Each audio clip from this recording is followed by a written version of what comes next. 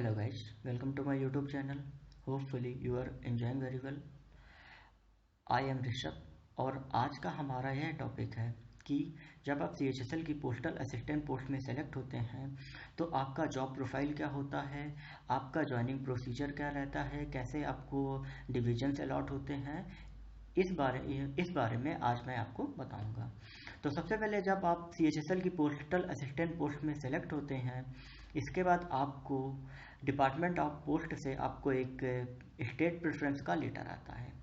तो उस जब लेटर को आप भर के भेजते हैं, इसके बाद आपको एक प्रॉपर स्टेट अलॉट होता है।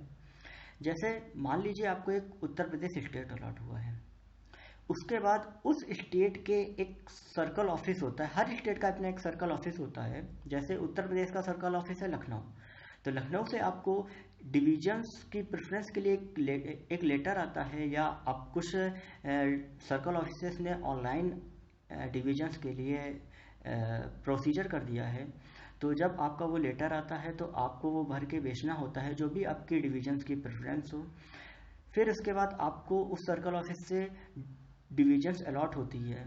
मान लीजिए आपको एक इलाहाबाद डिवीजन मिली। जब आपको इलाहाबाद डिवीजन मिली, फिर उस डिवीजन से आपको एक लेटर इशू होता है कि आपको डॉक्यूमेंट वेरिफिकेशन के लिए आपको वहाँ पर जाना है। तो वहाँ पर आपको 10th की मार्कशीट एंड सर्टिफिकेट, 12th की मार्कशीट एंड सर्टिफिकेट, और अगर आप कैटेगरी से आते हैं तो आपको कास्ट सर्टिफिकेट आपको वहाँ पे सबमिट करना होता है। अब आते हैं मेडिकल पर।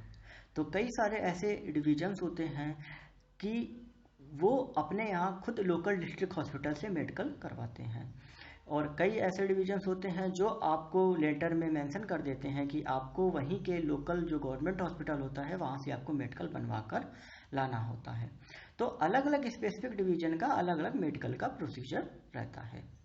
फिर जब आप मेडिकल सर्टिफिकेट आप सबमिट कर देते हैं, इसके बाद आपको हेडक्वार्टर से ट्रेनिंग के लिए भेजा जाता है, जो मोस्टली 2 से 3 दिन की रहती है।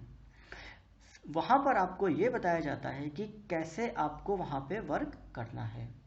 तो इसके लिए आप सबसे पहले समझ लें कि यहाँ पे 2 प्रकार का वर्क होता है। एक होता है मेलिंग का, दूसरा होता है सेविंग्स का।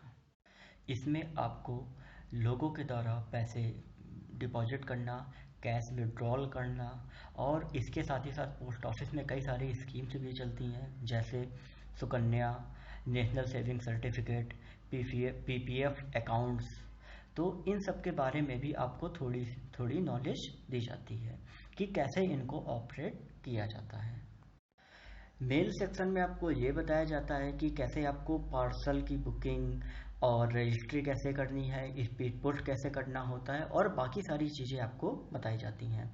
और पार्सल को डिस्पैच, उसकी पैकिंग कैसे करानी है, ये भी आपको मेलिंग सेक्शन में बताया जाता है। अब आते हैं सेविंग सेक्शन में। उस 2 दिन के अंदर आपको मोस्टली बेसिक चीज़ें बताई जाती हैं कि पोस्ट ऑफिस कैसे वर्क करता है, कैसे फंक्शन करता है। तो अभी मैंने आपको ये बताया कि कैसे आपकी ट्रेनिंग होती है, क्या क्या वहाँ पे वर्क प्रोसेस के बारे में बताया जाता है। तो हर डिविजन्स की ट्रेनिंग जो होती है वो अलग अलग रहती है। जैसे किसी किसी डिविजन में आपको ट्रेनिंग में 2 से 3 दिन की ट्रेनिंग होती है, किसी किसी में 4 से 5 दिन, और किसी किसी में 1 वीक की भी ट्रेनिंग रहती है। ट्रेनिंग कंप्लीट होने के बाद आपको एक ऑफिस अलॉट कर दिया जाता है।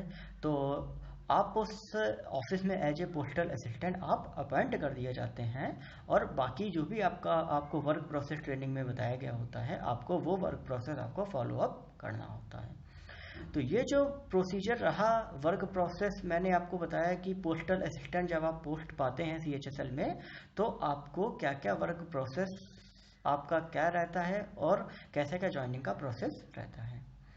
तो कई सारे ऐसे बच्चे जिनको इस बारे में नॉलेज नहीं होती है, तो मैंने ये वीडियो उन्हीं बच्चों के लिए बनाई है। तो जो भी इस वीडियो को जो भी स्टूडेंट्स देख रहे हैं, प्लीज़ लाइक कर दीजिएगा और इस चैनल को सब्सक्राइब करना मत भूलिएगा।